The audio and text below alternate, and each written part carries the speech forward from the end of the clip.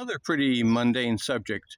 I built this garage about a dozen years ago, and I put up this carriage light, and I had a little LED behind it, sort of lighting it up, and I've been looking for something better. And I finally found these 3-volt, 1-watt LEDs with the E27 base. So, yeah, I got 15 of them. You know, it fits into a standard light bulb. And so I put the 2 bulbs in series, and so normally it's supposed to be about 3 volts at, close to 300 milliamps.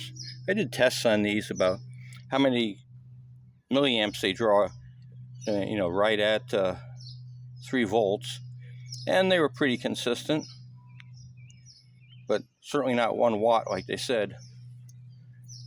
But these are for string lights, and I don't know, at night with this brass, it's just the right color because it's a really low wavelength LED light, low heat range, and it looks absolutely gorgeous. So I'm really pleased with this. Of course, if one burns out, they both go out, so you'll have to do a little diagnosing.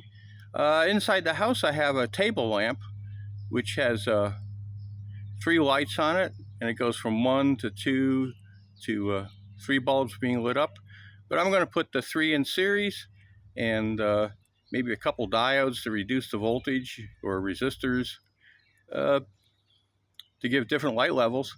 But I really like these, and they're kind of hard to find. They're for string lights, and they're a little unusual because they have the E27 base. And most of the string lights that you will look for will say 120 volts, but these are 3 volts, and really nice for inside lighting.